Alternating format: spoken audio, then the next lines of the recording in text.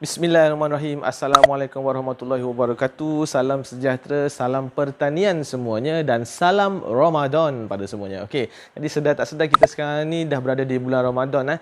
Okey, so jadi untuk episod kali ini, saya nak menjawab soalan seorang subscriber saya. Apa dia tanaman yang menjimatkan kos, yang mampu memberikan pulangan yang lumayan dan juga yang mana tanaman ini mudah penjagaannya. Okey, jadi hari ini saya nak cerita 5 tanaman yang paling berpotensi di Malaysia yang mana sering kali menjadi pilihan petani masa kini.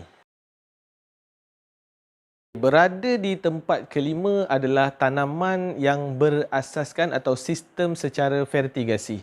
Jadi bila saya sebut pasal fertigasi, mesti orang akan tanya fertigasi apa? Cili ke, terung ke, bendi ke, timun ataupun yang terbaru ni orang banyak tanam rock melon ke kan? Pada pendapat saya, tidak kisah sebenarnya kan. Sebab sistem fertigasi ni dia tak lari jauh. Sama ada anda tanam terung ataupun cili ataupun timun, rock melon semua tidak lari jauh daripada segi pembajaannya lah. Sebab salah satunya kita tetap menggunakan baja yang sama iaitu baja AB, sistem pengairan yang sama dan juga baja foliar yang sama, cuma mungkin ada perbezaan pada penggunaan racun serangga dan penjagaan kawalan kulat lah. Maknanya serangga yang berbeza-beza. Lagi satu kelebihan fertigasi ni, kita boleh tanam di keliling rumah.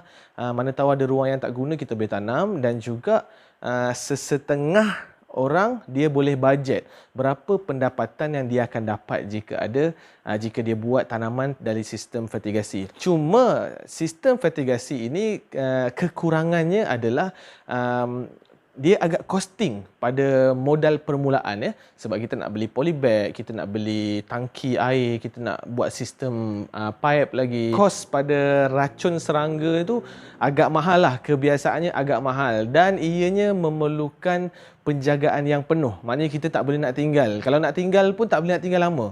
Sebab kita hari-hari kena tengok. Itu dia tanaman yang antara tanaman di tangga kelima yang saya suggest. Berada di tangga keempat adalah tanaman pisang. Okey, tanaman pisang sekarang menjadi antara pilihan majoriti petani di Malaysia. Salah satu sebabnya adalah penjagaannya yang sangat mudah, kemudian hasil yang bagi saya sangat lumayan. Okey, jadi sebab antara pisang yang kita ada dekat Malaysia ni pisang berangan, pisang tanduk, pisang nangka, pisang abu, pisang raja, pisang emas dan banyak lagi lah. Dan baru-baru ni ada yang cuba komersial kan pisang Cavendish ataupun kita panggil sebagai pisang Montel kalau tak silap saya. Tanaman pisang ni pula penjagaannya yang sangat mudah lah. Pembajaan terpulang pada orang. Ada setengah orang yang nak guna SOP yang mudah. Pembajaan hanya sebulan sekali. Jadi kat situ kita dah jimat masa lah. Sebulan sekali je baja. Tidak macam fertigasi tadi tu. Macam fertigasi kita kena jaga betul-betul. Macam setiap hari kita kena ada kat kebun. Kalau kebun pisang ni mungkin kita boleh pergi kebun tu seminggu sekali kita cek atau 2 minggu sekali kita cek. Dari segi kawalan serangga pun jimat kos sebab serangga ni, pisang ni kurang musuh sebenarnya. Kalau ada pun mungkin masalah kulat dan menyebabkan karat daun yang mana orang selalu akan sembur antrasol dan ada lagi lah beberapa racun yang orang guna, saya pun tak ingat. Cuma tanaman pisang ni kekurangan dia adalah harga yang tidak konsisten.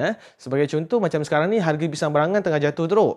Macam sebelum ni dia boleh mencecah RM2.5 ke RM2.80 sekilo harga kebun ya, harga kebun. Sekarang ni dia saya rasa dalam RM1.20 ke RM1.50 sahaja sekilo. Dan yang tengah mahal sekarang ni pisang tanduk lah.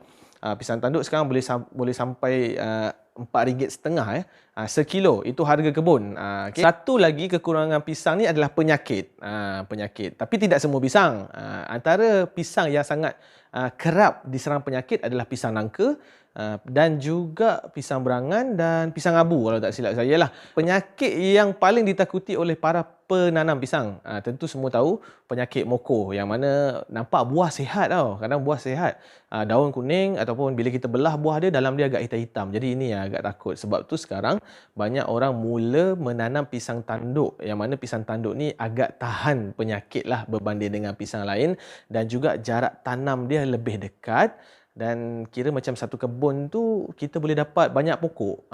Dan hasil dia, pulangan dia tu yang lumayan. Sebagai contoh, pisang tanduk harga sekarang kalau RM4.5 harga kebun kan, RM4.5. Satu tandan pisang tanduk boleh mencecah sehingga 10 ke 12 kilo. Jadi kalau kita ambil RM10 kali dengan RM4.5, so setandan boleh dapat RM45.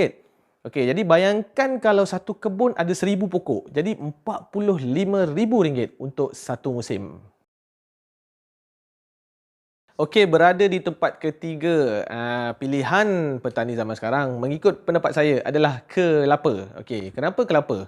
Okey, jadi sekarang ni banyak kelapa yang kita dah boleh jumpa dekat pasaran. Antara variety kelapa yang dikeluarkan sekarang ni adalah yang paling top adalah Matak dan juga SGG lah. Kelapa Matak dan juga SGG iaitu Sungai Gulang-Gulang, dan ada juga yang tanam secara komersial kelapa pandan, khas untuk buat air kelapa muda. Dan juga yang terbaru ni ada kelapa tacunan. Kelapa tacunan ni memang besar, kelapa dia besar. Isi dia pun agak tebal. Kelapa ni penjagaan dia cukup mudah. Memang cukup mudah, menjimatkan masa, kurang musuh. Antara musuh utama kelapa ni adalah kumbang lah, kumbang pengorek ni. Tapi Jabatan Pertanian sendiri ada keluarkan kursus bagaimana kita nak buat perangkap kumbang, nak mengatasi masalah-masalah ni semua.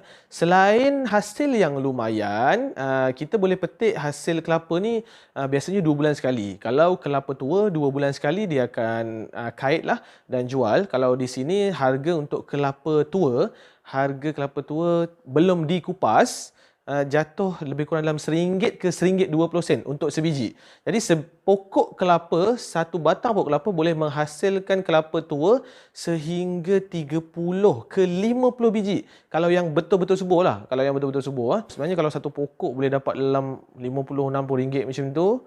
Kalau ada 1,000 pokok, boleh bayangkan lah 2 bulan sekali. Berada di tangga kedua mengikut pemerhatian saya adalah pokok kelapa sawit. Kenapa pokok kelapa sawit saya letak kat nombor 2? Satu, sebabnya adalah penjagaannya yang sangat mudah. Lebih mudah lagi daripada pokok kelapa tadi. Kita boleh ambil hasil lebih cepat lagi daripada pokok kelapa. Contoh pokok kelapa tadi kita ambil hasil setiap 2 bulan sekali, betul?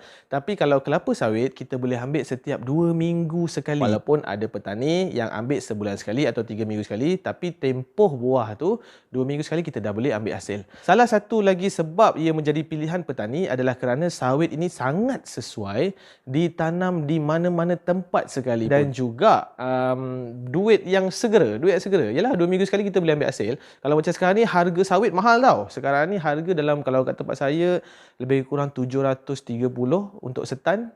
Jadi 730 untuk setan. Oh, banyak tu. Kalau satu kebun tu boleh dapat 5 tan, 5 kali 7 jadi 3,500. 3,500 2 minggu. Jadi sebulan lebih kurang 7,000. Banyak kan? Okey, berada di tangga pertama mengikut pemerhatian saya dan pendapat saya adalah pokok durian. Okey, jadi kenapa saya letak pokok durian ni di tangga pertama? Kerana harganya yang tidak masuk akal. Dari masa ke semasa harga tu semakin menaik. Kalau masa saya zaman budak-budak dulu, zaman sekolah dulu, kadang orang jual durian ni ikut biji. Sebiji RM1. Kalau kecil sikit sebiji 50 sen. Tapi sekarang orang timbang kilo. Okey, jadi dengan kulit-kulit sekali dia timbang. Sebagai contoh, baru ni saya beli harga Musang King sekilo RM60. Saya beli sebiji tu hampir 150 tau. So rasa macam wow, memang mahal lah. Okay, jadi harga durian ni dia melonjak naik kerana terciptanya baka-baka baru yang membuatkan durian itu lebih sedap lagi dari sebelum ni, dan juga sejak ianya dieksport ke luar negara dan satu dunia sudah mengenali apa itu buah durian. Ramai orang cakap bila tanam durian walaupun subur belum tentu pokok tu berbuah, ataupun bila pokok tu berbuah tahun ni belum tentu tahun depan, musim depan dia akan berbuah lagi. Jadi sebab tu harga dia agak mahal. Walau bagaimanapun, walaupun agak susah penjagaan dia, masih ramai petani yang berebut-rebut nak tanam pokok durian ni dan nak mencuba mengusahakan durian kerana harganya lumayan, pendapatan yang lumayan, harganya yang mahal, memberikan hasil yang sangat lumayan. Cuba bayangkan kalau satu biji durian Musang King di kebun berharga RM40. harga di kebun sebiji RM40. Okey, jadi kalau satu pokok mampu menghasilkan 30 biji, purata dengan harga RM40, jadi satu pokok memberikan petani RM1,200. Jadi kalau ada 100 pokok dalam kebun yang menghasilkan buah yang sama, jadi untuk satu musim petani akan dapat RM120,000. Ini anggaran paling sedikit yang saya buat. Tapi berdasarkan pengalaman yang saya dah sembang dengan pengusaha-pengusaha durian, mereka semua mengaku yang mana durian ini pada satu musim mampu memberikan mereka 200 ke 500 ribu ringgit setiap satu musim. Tapi walau bagaimanapun, 5 jenis tanaman yang saya cerita tadi, daripada segi pulangan hasil dia, tempoh menuai dia dan lain-lain lagi itu, semuanya adalah pemerhatian dan pendapat saya sendiri. Itu semua pendapat. Jadi korang janganlah kecam saya. Mungkin korang ada pendapat yang masing-masing. Kita terima pendapat orang lain. Okay? Jadi anggaran harga tu pun saya letak sebenarnya berdasarkan orang-orang yang saya kenal, yang saya dah tanya. Jadi kebanyakannya hasil tani ini harganya adalah berlainan di tempat yang berbeza. Okay, jadi macam contoh macam pisang tanduk kat sini harga RM4, mungkin dekat tempat korang RM5. So janganlah kecam saya. Okay, so selamat berbuka, selamat menjalankan ibadah puasa. Kita jumpa lagi next video. Assalamualaikum.